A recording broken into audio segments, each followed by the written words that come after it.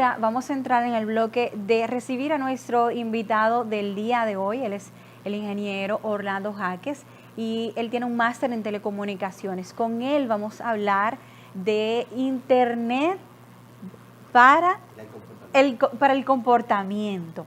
Son cosas que tal vez usted ahora mismo, cuando yo se lo estoy diciendo, no lo entiende, pero precisamente vamos a desglosar de qué se trata esto, con qué se come esto para la gente que está tan activa utilizando las redes de Internet. Buenas noches, bienvenido Orlando. Buenas noches, Stephanie, buenas noches, estimado público. Para mí es un placer poder compartir contigo esta noche. El Internet del comportamiento, como tú lo decías, no es más que una continuidad del IoT o el Internet de las cosas. El Internet de las cosas es la combinación de conectar los diferentes equipos electrónicos y eléctricos hacia la nube, como los equipos de la casa, computadora, nevera, vía un concentrador, dígase Alexa o dígase Google Home.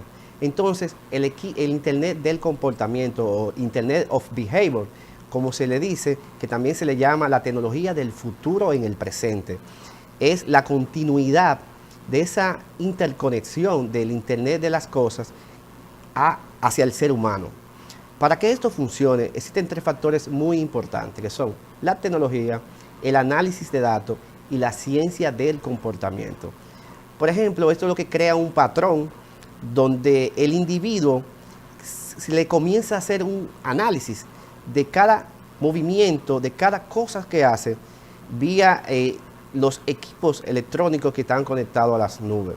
Para que tengan una idea de esto, aquí juegan tres factores muy importantes dentro de la tecnología, que son la inteligencia artificial, el machine learning y el Internet de las cosas. Vamos a aterrizarlo para que el público lo entienda de qué estamos hablando. Sí, porque tú estás hablando en un lenguaje técnico y es bueno que la gente pues lo aterricemos y le hablemos en el lenguaje que ellos entienden. Por ejemplo, cuando se va a hacer una compra, dígase Google o dígase Facebook, se va creando un patrón. Por ejemplo, tú vas conectándote diariamente a las diferentes redes de tu teléfono y él va haciendo un análisis de datos. Él va analizando a qué hora tú te levantas, cuánta hora tú caminas, cuánta hora tú te mueves en un vehículo, qué tú ves por internet. Incluso esto es tan interesante que dentro del Internet del comportamiento está el famoso Face ID. Él incluso va analizando hasta tu rostro. Es decir, va certificando que esa persona que se está conectando a ese móvil o a ese dispositivo eres tú. Entonces, él va viendo todo. Quizás, yo estuve recientemente en un país de Sudamérica y hubo una persona que se me acercó y me dijo, ingeniero, usted sabe que si yo pienso algo, me aparece en el teléfono. Y yo le dije, ok, el IoV o el Internet del comportamiento. Entonces, él va haciendo un análisis. No sé si te ha pasado que el teléfono, sin tú grabarle nada, te pregunta en la mañana, cuando tú tratas de poner una dirección, que si quieres ir a una dirección X, que es la dirección que tú siempre vas. O que en un momento X, sin tú buscar nada en Google, sin hacer nada, él te recomienda algún tipo de cosas que si tú quieres comprar. Entonces, ese tipo de movimiento, ese tipo de acciones, es una continuidad del IoT y esa llamada Internet del comportamiento. Él va haciendo un análisis de cómo tú te mueves. E incluso, esto es tan interesante que él te hace recomendaciones de salud. Si en un momento X, él va analizando tu patrón, qué cantidad de horas tú vas caminando, qué cantidad de horas tú dejaste de caminar. Y llega un momento que él va haciendo una comparación con la ciencia del comportamiento de ti, vía el análisis de datos, y te va a decir, oye, tú necesitas caminar hoy. Hay gente, Orlando, que le preocupa de que los algoritmos estén pues redireccionando esa búsqueda que uno hace en el Internet. Le molesta que si uno hace una búsqueda, por ejemplo, estoy comprando un mueble, y después le aparezcan todos los anuncios de muebles, de tiendas de muebles. A la gente le está irritando un poco esto. Yo quiero que tú des un mensaje, porque lamentablemente ese es el futuro, porque todo está ya enlazado en la red. Mira, excelente pregunta, Stephanie.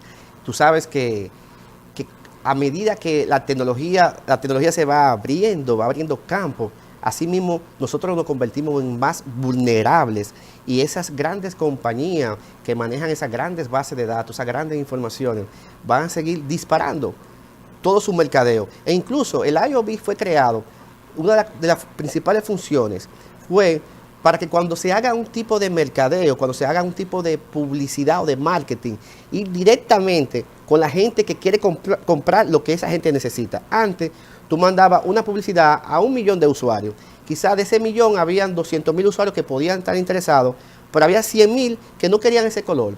Quedaban 50,000 que no querían el tamaño, y así se iban cantidad. Y cuando había una vez solamente quedaban 800 gente que sí le podía interesar esa publicidad.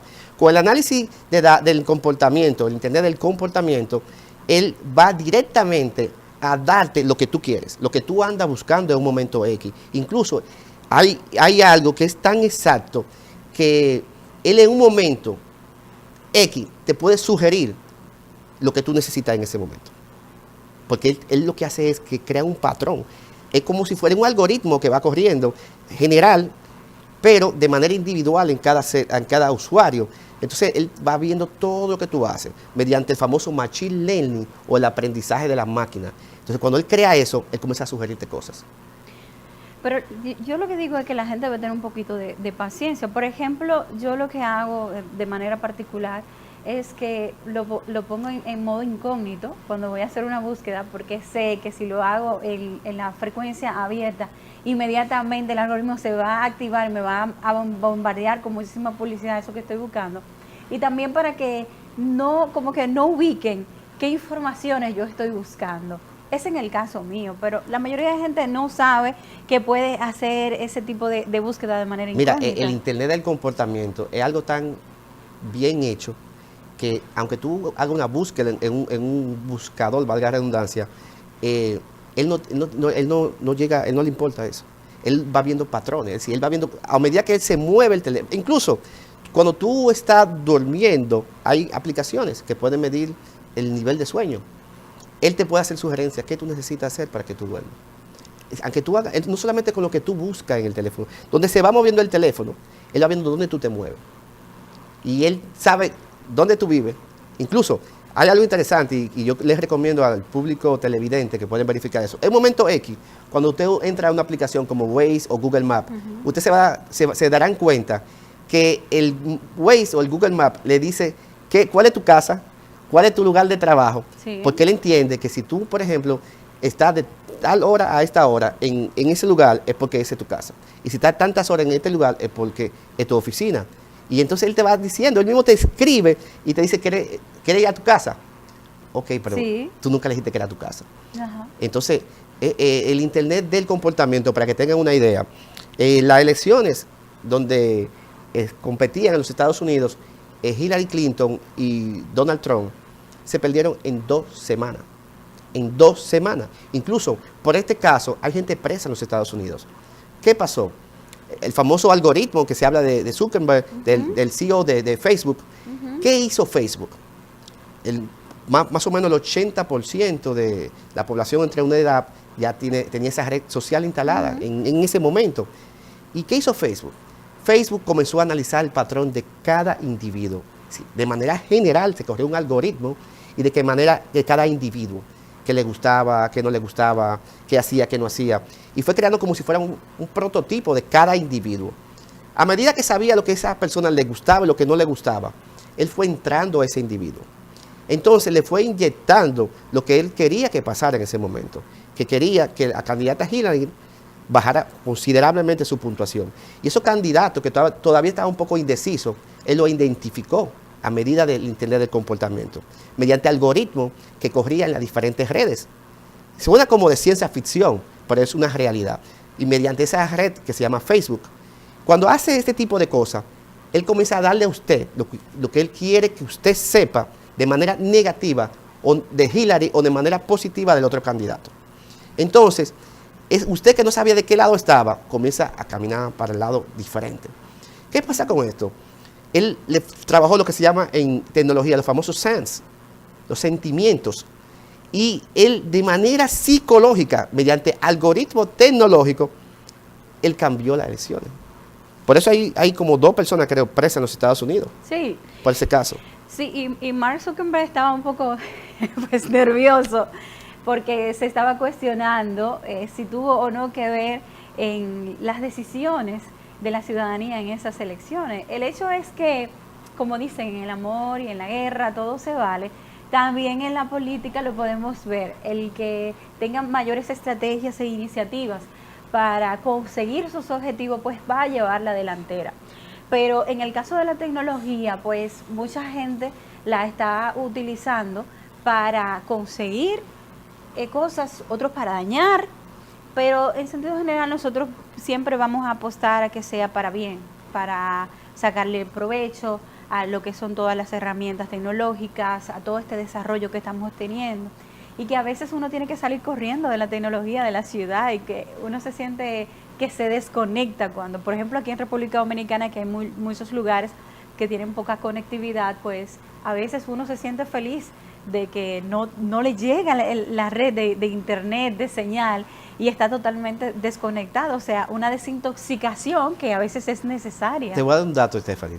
Tú sabes que la mayoría, los picos, la histéresis de la cantidad de llamadas que se generan hacia un call center, ¿cuándo ocurre? Antes eran los días festivos, Año Nuevo, que la llamada no procesaba la llamada. ¿Tú sabes cuándo pasa? Cuando las redes sociales o el internet deja de funcionar. Sí. Mira, yo participé en una feria en el 2015 en CeBIT, en Hannover, en Alemania. Y sí, quiero resaltar eso, Orlando. Mi invitado del día de hoy es un tecnólogo, pero que asiste a muchos eventos que tienen que ver con su área. Y es una persona que constantemente pues está capacitándose y actualizándose. Y eso es muy bueno que señalar de que durante la entrevista él ha señalado su participación en algunos países, y es porque él constantemente también vive pues viajando. Y es una persona que quiero resaltar, que eres ducho en la materia. Muchas gracias, Stephanie. Para mí es un orgullo que tú me digas eso. Mira, Stephanie, y yo en el 2015 venían diferentes tecnologías de punta aterrizándose, como ya el 5G o 5G, el mismo Internet de las cosas y un sinnúmero de cosas. Y mira, pasó algo muy, muy interesante. Y es que nosotros llega un momento que inconscientemente nos convertimos en totalmente dependientes de las tecnologías. Sí. Entonces, ahí viene la pregunta, viene el cuestionamiento. ¿Es eso bien o es eso mal? Yo creo que los cambios hay que abrazarlo. Y sabiendo el tipo de uso que tenemos que darle a las tecnologías. Siempre y cuando, como tú resaltabas, sea un uso positivo, un uso de bien, yo creo que esa es la idea, para eso que se desarrolla la tecnología.